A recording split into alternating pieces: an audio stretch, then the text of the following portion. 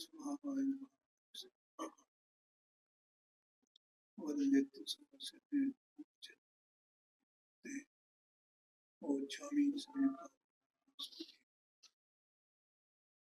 परपरिणति तो मोहनां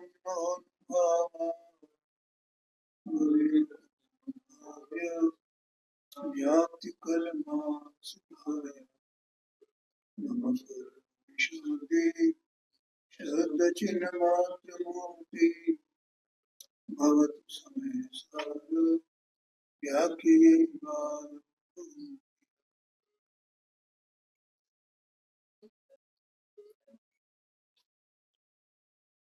समय सारथी ग्रंथागार में मतकार की 72 नंबर की गाथा स्वाध्याय में चल रही है। पर एक वाक्य हो गया था, इस प्रकार विशेष को देखकर,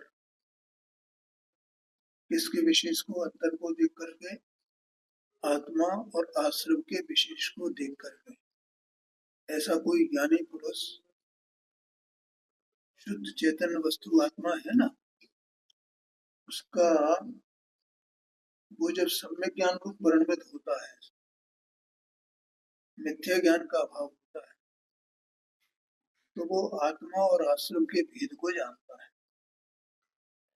जो इस प्रकार भेद को जानता है तो उसी समय क्रोधादि आश्रमों से निवृत्त होता है। और निवृत्त होने का मैंने कल अर्थ बताया था, उनमें प्रवृत्त नहीं होता है। क्या बात है? निवृत्त होने का अर्थ क्या है? उनमें प्रवृत्त नहीं होता है, क्योंकि जो भेद को नहीं जानता है वो उनमें प्रवृत्त होता है। जो जीव भेद को नहीं जानता है, जब तक नहीं जानता है तब तक, ये पिछला 71 नंबर की गाथा है, उसमें जब तक काल अपेक्षा से कब इसकी कर्ता कर्म की प्रवृत्ति कब रुकेगी इसकी, ऐसा आएगा ना। हाँ, जब ये भेद को जानेगा, आत्मा के भेद को जानेगा, तो भेद को जाने और प्रवृत्ति नहीं रुके, ये कैसे हो सकता? ये संभव नहीं है ना। वो भेद को जाने बिना प्रवृत्ति रुकती नहीं। क्या कहा? कोई वो बिल्कुल महात्मा बन जाए, पूरा 28 गुणों का निरक्षर पालन करे और वो ये कहे कि मेरी कर्ता कर्म की प्रवृत्ति रुक गई है, तो रुक गई है उसकी भैया? हाँ जी, ये बिल्कुल ये पक्का है, ये इस पे मोहर लग रही है इस बात। आचार्य कुंद की अमृतचंद्राचार्य स्वामी, जब तक ये आत्मा और आश्रम के भेद को नहीं जानेगा तब तक कर्ता कर्म की प्रवृत्ति नहीं रुकेगी है? और जब जानेगा तो प्रवृत्ति होगी नहीं, नियम से रुकेगी। ये समझ, क्या कहा? अंदर में चेतन वस्तु है ना, जिसका जो उपयोग है ना पांडे जी, ये उपयोगी तो है, उपयोग स्वरूप ही तो जो प्रवृत्ति करने वाला कौन है? स्वयं उपयोग ही तो उसकी प्रवृत्ति करता है? उपयोग अपने को उपयोग रूप न जान करके जो आश्रव तत्व है, भावाश्रव जिसे बोला जाता है, रागादिक भाव, शुभाशुभ भाव, तो उसमें मिला हुआ अनुभव करता है, इसलिए उसके वो कर्ता कर्म की प्रवृत्ति होती है, इसलिए उसमें प्रवृत्त रहता है। और ये शास्त्र पढ़ ले, 11 अंग का ज्ञान कर ले, तो भी इसको ये पता ही नहीं चलता है कि मैं रागादिक में प्रवृत्त हूँ। अज्ञान ऐसा है, स्वयं ही प्रवृत्त हो रहा है, और इसमें ये पढ़ रहा है, सुन रहा है, सब व्याख्यान भी कर रहा है। कोई प्रवृत्त हो रहा है, व्याख्यान भी करे, बिल्कुल तो भी इसे पता ही नहीं चले। कि मैं रागादि में प्रवृत्ति करता हूँ, और कहे ये क्या कि रागादि की प्रवृत्ति, कर्ता कर्म की प्रवृत्ति क्या है, कैसे रुकती है, क्या होता है, तो सब यहाँ से जान लिया ना पूरा का पूरा, लेकिन अंतर में नहीं उतरा, नहीं निर्णय निश्चय नहीं हुआ है।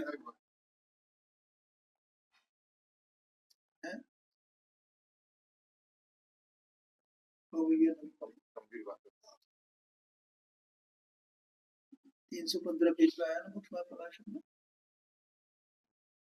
विपरीत अभिनिवेश रहित होना तब सम्यक दर्शन, तत्वार्थों का श्रद्धान, तत्वार्थों को जानना, उनको यथावत ज्यों का त्यों श्रद्धान करना, वो तो प्रतीति है, उनकी प्रतीति करना वो श्रद्धान है। ऐसा तत्वार्थों की प्रतीति वो श्रद्धान है, और विपरीत अभिनिवेश रहित होना वो सम्यक दर्शन। कितनी बड़ी बात है, देखिए पढ़ाई हुआ है।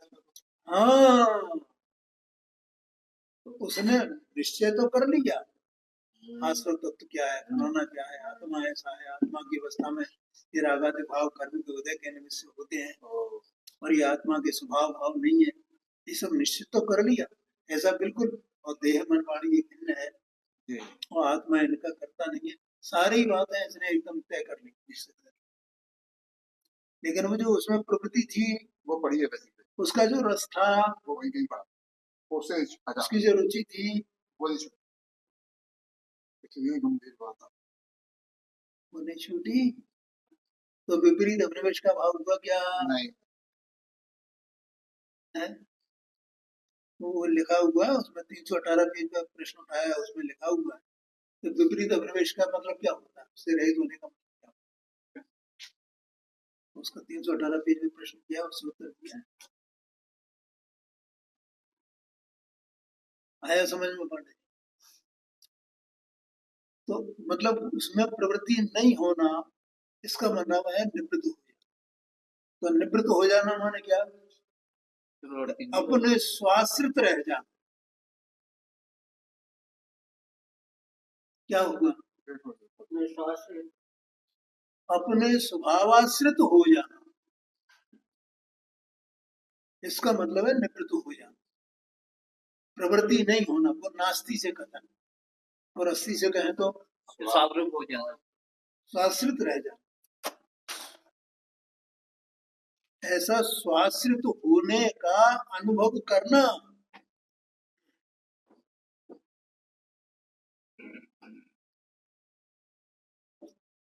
क्या कहा? ऐसा स्वाश्रित होने का अनुभव करना, वेदन करेगा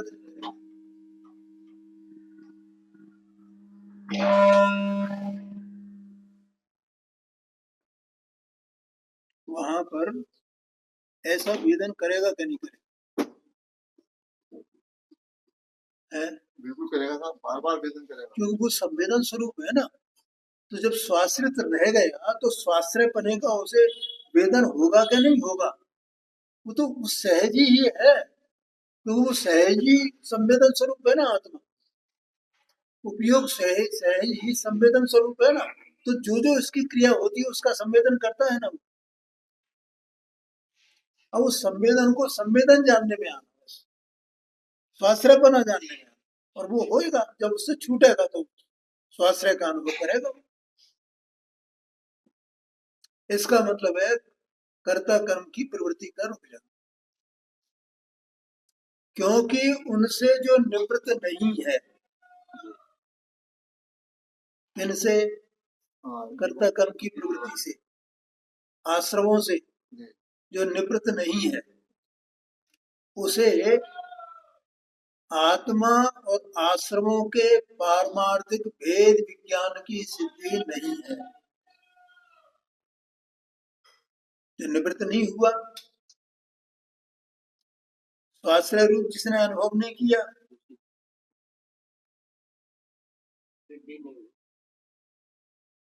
ध्यान में आया? हाँ जी, गहरी बात यही है। आपको तो अभी आपने 315 नंबर पेज से उठाइएगा। हाँ जी, तो उस हिसाब से तो जो विपरीतता में बैठा, हाँ जी, हाँ जी, हाँ जी, नहीं है, नहीं है। सब कुछ जान लिया। हाँ, जान लिया वो यहाँ से जान लिया सब, यहाँ से निश्चय कर लिया उसने शास्त्र से। बस वही जब बात नहीं ख्याल में आया कि- आगे कहते हैं, देखो क्या कहते हैं, उनसे जो निवृत्त नहीं है उसे आत्मा और आश्रमों के पारमार्थिक यानी यथार्थ सच्चा भेद विज्ञान की सिद्धि उसे नहीं हुई है। समझ में आया ना? भेद विज्ञान माने क्या भैया? भेद विज्ञान उपयोग की दशा है। भेद विज्ञान एक कहने सुनने की दशा नहीं है। क्या भेद विज्ञान मतलब उपयोग में भिन्न भिन्न राशित होना। हाँ जी, हाँ जी। जैसे दीपक होता है ना, तो दीपक के प्रकाश में दीपक प्रकाशित है ना, और दीपक के प्रकाश में अन्य पदार्थ भी प्रकाशित है ना, तो अन्य पदार्थ प्रकाशित हो रहे हैं तो वे अन्य है ना, दीपक से अन्य है क्या नहीं है? बोलो। और दीपक में, दीपक के प्रकाश में जो दीपक प्रकाशित हो रहा है तो वो दीपक से अनन्य है कि नहीं वो प्रकाश? दीपक से अनन्य है। वो प्रकाश दीपक से अनन्य है, अन्य अन्य नहीं है। अनन्य का मतलब अन्य अन्य नहीं है। लेकिन जो और अन्य पदार्थ प्रकाशित है वो तो अन्य, उनसे तो अन्य है ना दीपक। दीपक और दीपक का प्रकाश। बिल्कुल।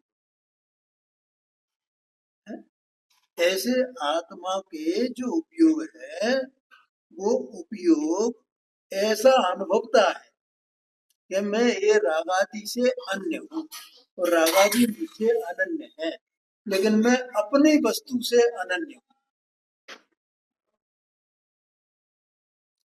ठीक है, इसका नाम भेद विज्ञान है। तुझे कहने सुनने की बात है? नहीं नहीं नहीं, तो अनुभव की बात, अनुभूति की वो बात। तो वहां कार्य रूप हो गया उसका उपयोग भेद विज्ञान।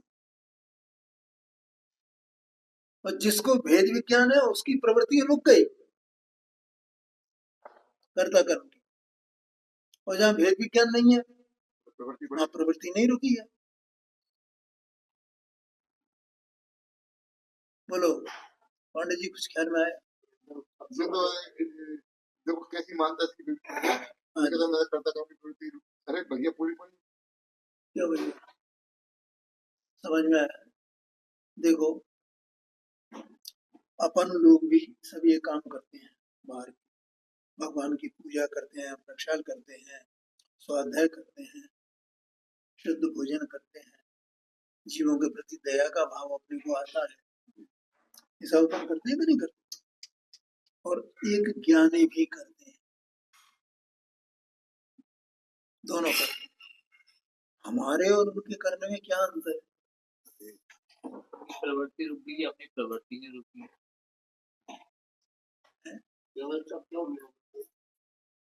कि हम हमारे कर्ता कर्म की प्रवृत्ति है, जो भाव शुभ भाव हम कर रहे हैं ना, तो उस शुभ भाव में हमारा जो उपयोग है वो उसमें मिला हुआ अनुभव कर रहा है।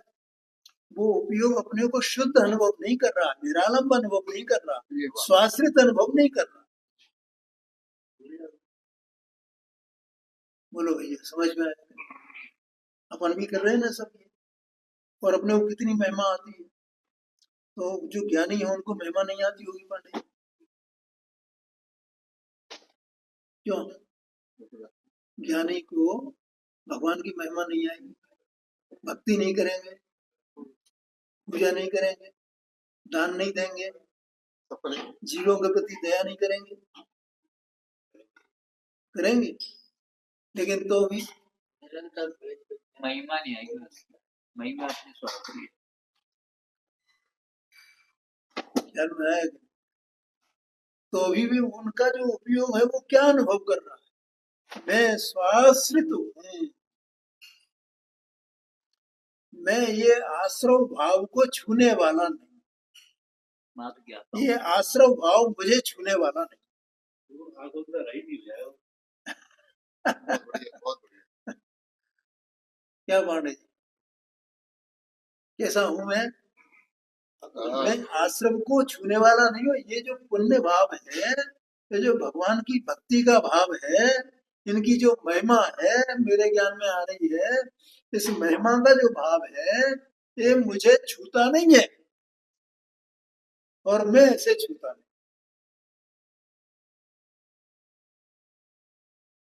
बोलो, इसका नाम है भेद विज्ञान, इसका नाम है कर्ता कर्म की प्रवृत्ति का रुक जाना। तो कैसे बताएं?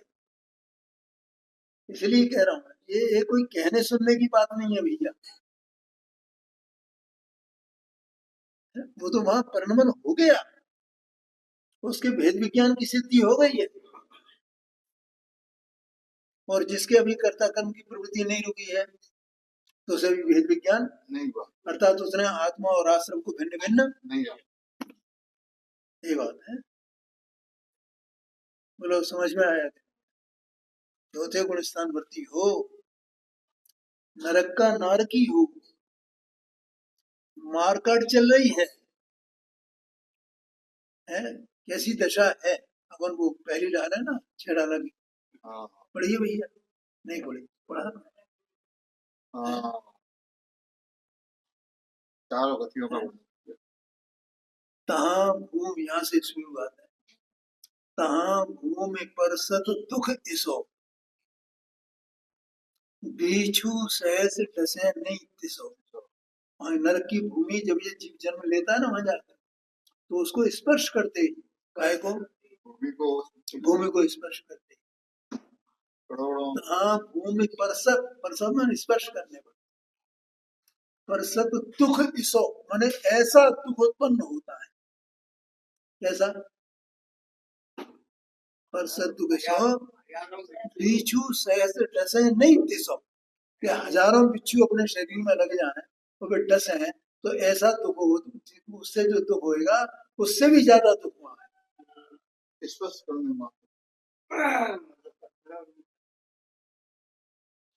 तहा राध श्रोणित वाहिनी, श्रोणित माने खून, खून होता है ये श्रोणित का मतलब, और वो उसकी नदी है, खून और खून की नदी, पानी की नदी नहीं है।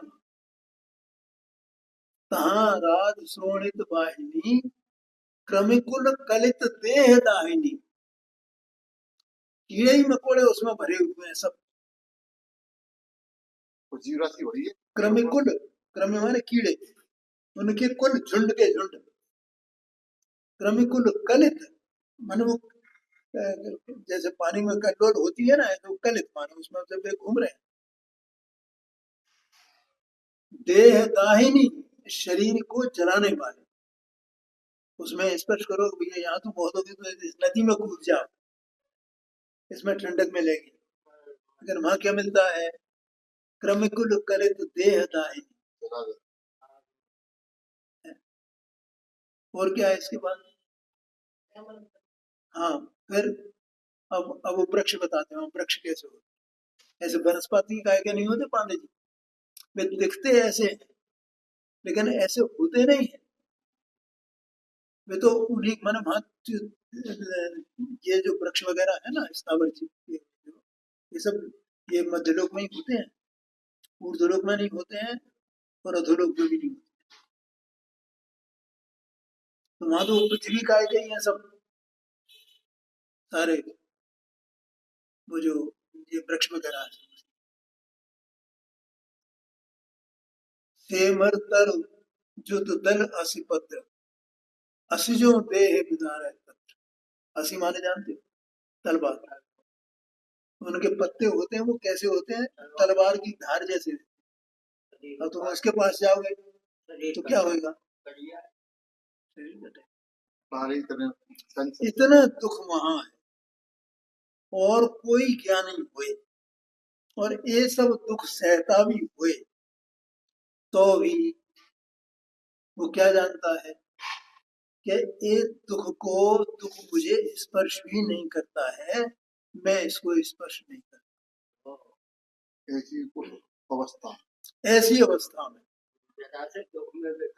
अब यहाँ तो ये पूरा जो हो रहा है हाँ जी, ये हाँ जी, करके हाँ जी। इसलिए मैंने अभी क्या बोला था कि इस संवेदन की बात है भैया, ये इससे नहीं है। ज्ञानी हुए तो कितना दुख हुए तो भी वो उपयोग अपना काम करेगा ना भेद विज्ञान वाला, है, और वो वैसा अनुभव करेगा ना। वो कहने की विकल्प की आवश्यकता नहीं, वहां कोई विकल्प नहीं है पांडे जी। कहना सुनना तो दूर की बात है, वहां विकल्प भी नहीं है। वो तो उपयोग अपना काम कर रहा है, अपने स्वाश्रय पने को अनुभव कर रहा है बस। क्या कहा? दुखी होना, दुख का अनुभव करना, दुख का वेदन होना, ये तो अशुभ भाव हुआ ना। और भगवान की भक्ति करना, ये शुभ भाव हुआ ना। जीवों के प्रति दया का भाव होना, ये शुभ भाव हुआ ना। दोनों ही में ज्ञानी कैसा है? कैसे रहे इन दोनों भाव से ये दोनों भावों का ज्ञाता है वो। वहां इसका विकल्प भी नहीं है, वो तो सहज परिणमन है उसका भेद विज्ञान। बोलो भैया जिनेन्द्र जी, बिल्कुल इतनी गहना समझ बात आप तो इतने सुनते हो ना व्याख्यान, जी। तो इसलिए मैं कह रहा हूँ उसको सुनना जरा गहराई से। कई बात आती तो है, डॉक्टर सब की बातों में बहुत बातें आती हैं इसमें। आते आते इसका नाम उसको भेद विज्ञान की सिद्धि है। इसका मतलब वो कर्ता कर्म की प्रवृत्ति उसकी रुक गई है। क्या कहा? कोई ऊपर से ये त्याग करे, वो त्याग करे, फला न करे, अपने को सब बाहर से दिखाई देता ना, उसकी महिमा आती है। अरे उसकी अपनी महिमा है, वो कोई बात नहीं, उसका निषेध नहीं। लेकिन भैया वो भेद विज्ञान नहीं है, वो धर्म नहीं है। कर्ता कर्म की प्रवृत्ति रुकी नहीं, भेद विज्ञान हुआ नहीं, और ये सब करो तो उसका फायदा क्या है? वो तो वहां का वहीं खड़ा हुआ है। देखो, इसलिए यह सिद्ध हुआ कि क्रोधाधिक आश्रमों से निवृत्ति के साथ जो अविनाभावी है,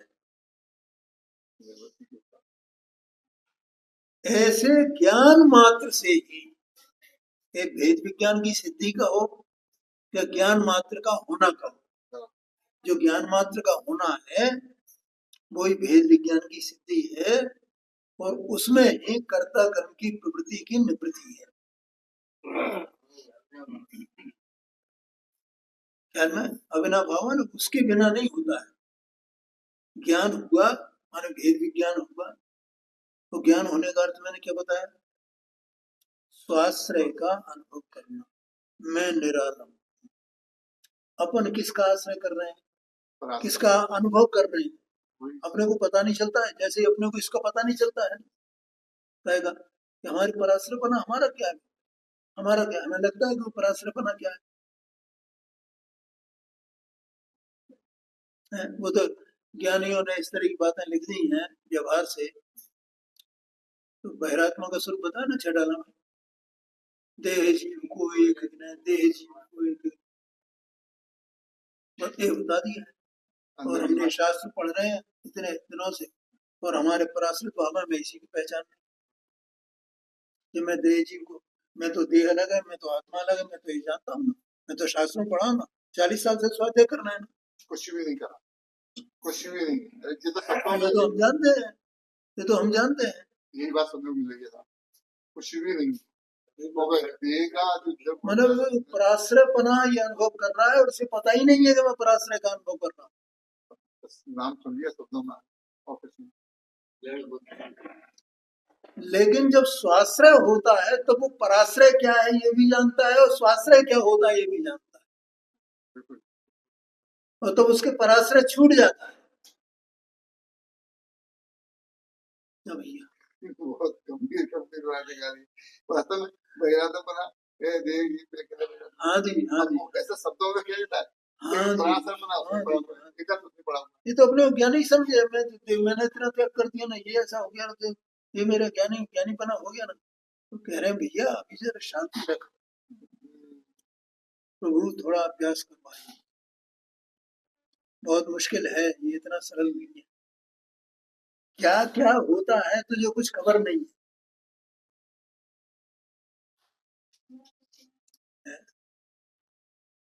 डॉक्टर साहब की उसमें कल परसों की बात है उसमें, तो मतलब गुरुदेव की महिमा उन्हें इतनी आती है, इतनी आती है कि एक एक लाइन का मैंने वो दो बार पढ़ते, कई बार पढ़ते थे उसको, टीका को जैसे पढ़ रहे हैं तो एक लाइन का पढ़ कर वो फिर अर्थ किया उसका, फिर उसको पढ़ा, फिर उसका अर्थ किया, फिर पढ़ा उसको, फिर अर्थ किया, एक एक लाइन, एक एक शब्द। इस तरह उनका व्याख्यान होता था गुरुदेव जी का, ऐसा आया था उसमें उनके व्याख्यान। अभी मैंने 2-3 दिन पहले वो गुरुदेव जी को सुना, तो उसमें वो ज्ञान सागर का नाम, विद्यासागर का नाम आया, और उसमें 20 साल का उनका वो त्याग का भी बताया, तो हुमचंद जी का नाम लिया उन्होंने, तो बोले उनसे उनका उसका समाधान करें, तो वो कोई और उनको इस समय के जो है क्या सरसेठ हुमचंद इंदौर वाले है। इसलिए यह सिद्ध हुआ कि क्रोधादिक आश्रमों से निवृत्ति के साथ जो अविनाभाव है, ऐसे ज्ञान मात्र से ही अज्ञान जन्य, देखो ज्ञान मात्र से ही अज्ञान जन्य, माने जो पहले अज्ञान से उत्पन्न था, क्या था? पौद्गलिक कर्म का बंध। पौद्गलिक कर्म का बंध कब होता है? अज्ञान, अज्ञान से। और ज्ञान हो तो वो बंध नहीं होगा, रुक जाता है, निरोध हो जाता है। समझ गए ना? प्रश्न क्या था कि हे आचार्य देवी बताइए कि ज्ञान मात्र से बंध का निरोध कैसे होता है। मूल इस गाथा के मूल में देखो, बोध तो ज्ञान मात्र माने भेद विज्ञान की सिद्धि होना, भेद विज्ञान हो जाना। तो भेद विज्ञान वो अंतरंग की पवित्र दशा है, भेद विज्ञान। कोई भेद विज्ञान ऐसी वैसी चीज नहीं है भैया, ये कहने सुनने की बातें नहीं है, उपयोग की पवित्र अवस्था है भेद विज्ञान, आनंदमयी अवस्था है। अभी इन्होंने एक बात बोली थी ना, वो तो आगुलता रुक जाती है, निराकुलता हो जाता है। बहुत बढ़िया ये वहां तक पहुंचना मामूली बात नहीं है। बहुत बढ़िया इनका ऐसी जो पात्रता है, बिल्कुल इतनी पवित्र दशा है भेद विज्ञान, एकदम निरालंब दशा है, एकदम आनंद की दशा है। हाँ, तो ज्ञान मात्र से जब कर्ता कर्म की प्रवृत्ति थी तो बंध था, ये आया था ना, 70 नंबर की गाथा है ना, उसमें था ना कि इस तरह भगवान ने ये जीवों के बंध का संक्षेप है, ये बंध कहा है कि कर्म का संचय होता है, कर्ता कर्म की प्रवृत्ति होती है। कर्ता कर्म की प्रवृत्ति होने का मतलब क्रोध आदि में प्रवर्तन है ना, और वो क्रोध आदि में प्रवृत्ति अभी बताई थी, देह मन वाणी तो भिन्न नहीं है, ठीक है। तो अज्ञान जन्य पौद्गलिक कर्म के बंध का निरोध होता है। तो ये तीन बातें एक साथ होती हैं, इस लाइन में ये बात आई। क्या? पहली बात, कर्ता कर्म की प्रवृत्ति से निवृत्ति होना। दूसरा, भेद विज्ञान कहो या ज्ञान कहो, ज्ञान का होना, अविनाभाव शब्द है उसका अर्थ बता रहा हूं। और तीसरा, कर्म बंध का रुकना। तीन बात क्या क्या हुई? अविनाभाव, अविनाभाव वो एक दूसरे के बिना नहीं होती, एक होएगा तो दोनों होंगे। कर्ता कर्म की प्रवृत्ति रुकी तो ज्ञान हुआ, ज्ञान हुआ तो कर्म का बंध रुका, तीन बातें होगी। ज्ञान हुआ तो कर्ता कर्म की प्रवृत्ति रुकी, कर्ता कर्म की प्रवृत्ति रुकी तो कर्म बंध का निरोध हो गया। जिसको बंध का निरोध जब भी होगा तो उसको ज्ञान होगा नियम से, तो ज्ञान होगा तो कर्ता कर्म की प्रवृत्ति रुकेगी। और एक ही काल है इसका, अविनाभाव का मतलब एक ही समय, वो उसके बिना नहीं, वो उसके बिना नहीं। ठीक है, कर्ता कर्म की प्रवृत्ति रुकने का काल, ज्ञान होने का काल, और बंध का निरोध होने का काल एक ही है। आगे समझ में। अब यहाँ कुछ और विशेष बताते हैं। अब इसी बात को फिर सिद्ध करेंगे आचार्य। इस बात को, ये तीन बातों, कर्ता कर्म की प्रवृत्ति का होना, ज्ञान का होना और बंध का होना, ये तीन बातें कहेंगे।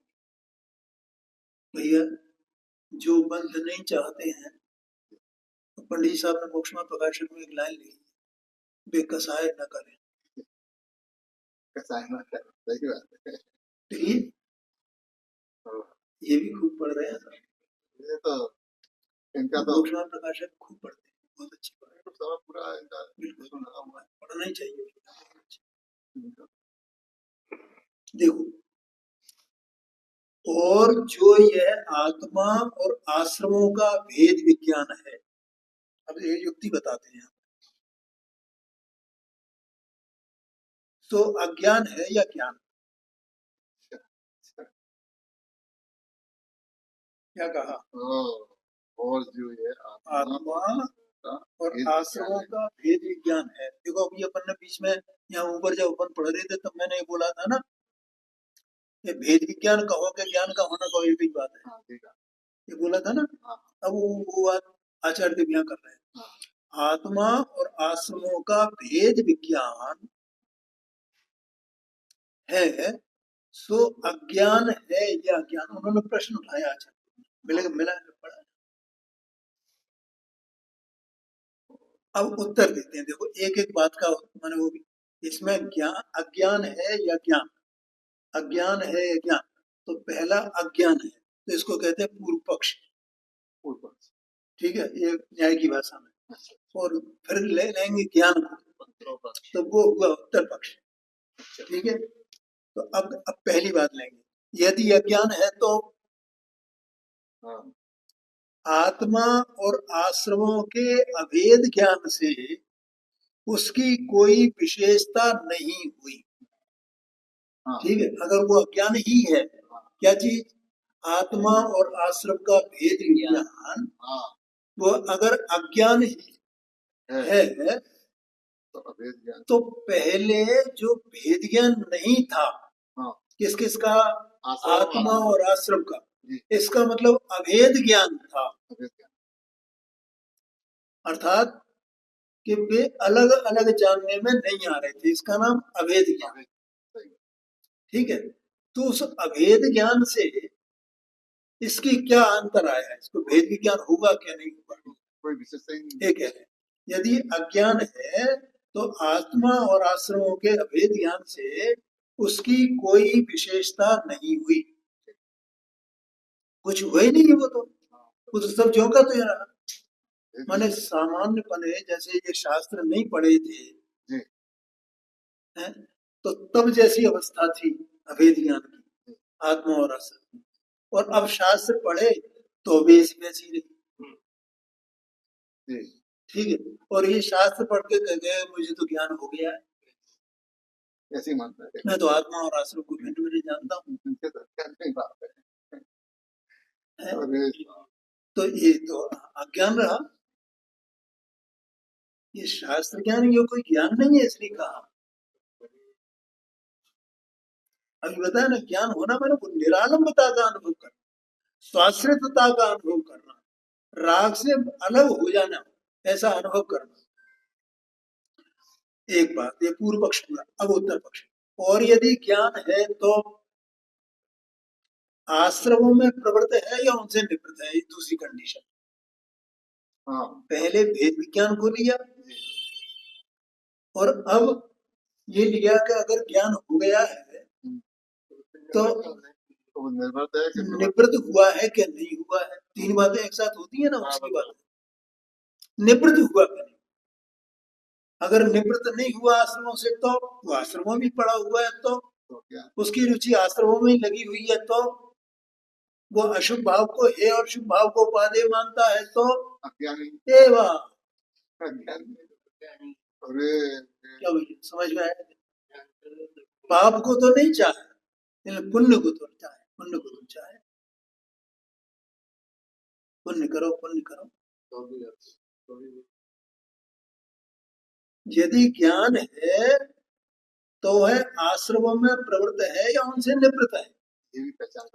तो उनसे कहते हैं यदि आश्रमों में प्रवृत्त होता है तो भी आत्मा और आश्रमों के अभेद ज्ञान से उसकी कोई विशेषता नहीं हुई।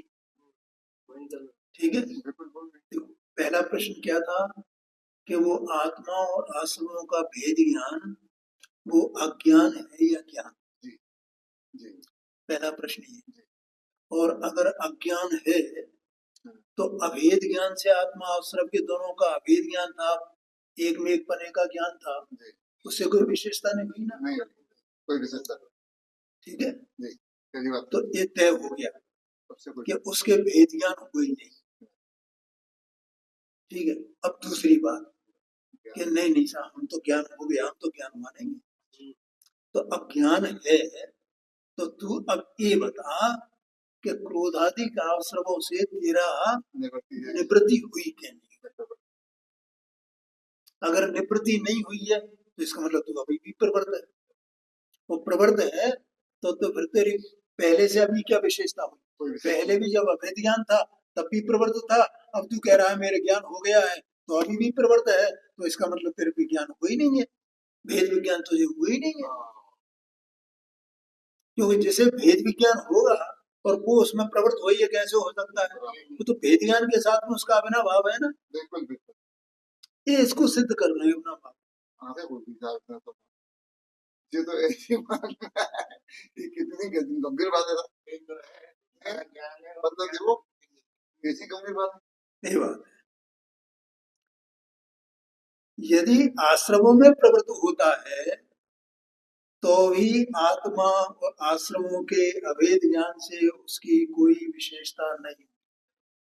पहले भी अभेद ज्ञान था आत्मा आश्रम का और अब भी अभेद ज्ञान है, भेद ज्ञान नहीं हुआ है। और भेद ज्ञान नहीं हुआ है तो ज्ञान नहीं हुआ है। भेद ज्ञान नहीं हुआ ज्ञान को ही तो भेद विज्ञान कहते हैं, और क्या कहते हैं? और यदि आश्रमों से निवृत्त है तो ज्ञान से ही बंध का निरोध सिद्ध होता हुआ क्यों नहीं कहलाए? बिल्कुल कहलाए, ये बात है। क्या कहा? अगर निवृत्त है तो ज्ञान से ही है ना। अगर आश्रमों से निवृत्त हुआ है, देखो भैया आश्रम है ना विबंध के हेतु है ना,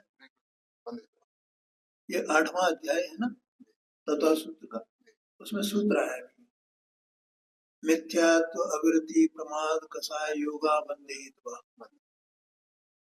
और आश्रम क्या है? मिथ्या अविरति प्रमाद कसाय योग, ये आश्रम है, आश्रम कहा गया है। और आश्रम को बंध का कारण कहा गया। तो आश्रमों से निवृत्त हुआ इसका मतलब आश्रम से छूट गया ना। तो छूट गया है तो उसे बंध कैसे हुआ? इसका मतलब उसके आश्रम नहीं रहा ना। आश्रम अधिकार में है ज्ञान ही निराश्रम। बोलो भैया अब इसको बहुत प्रश्न आएंगे इसमें भी आगे जो भावार्थ लिखा है ना उसमें बहुत जोरदार है। तो उसमें अपन चर्चा प्रश्नों को अपन जब पढ़ेंगे तो अपने अनेक शंकाओं का समाधान, ये कैसे ज्ञानी जो है वो कैसे निराश्रम होते हैं और कैसे उनको बंध नहीं होता है। यहाँ तो इतना कहा। और यदि आश्रमों से निवृत्त है तो ज्ञान से ही बंध का निरोध सिद्ध हुआ क्यों नहीं कहलाएगा, अर्थात सिद्ध हुआ कहलाएगा ही। ठीक है, अब इसके आगे ये 2 वाक्य और हैं, इनकी चर्चा अपन कल करेंगे क्योंकि इतना लगेगा।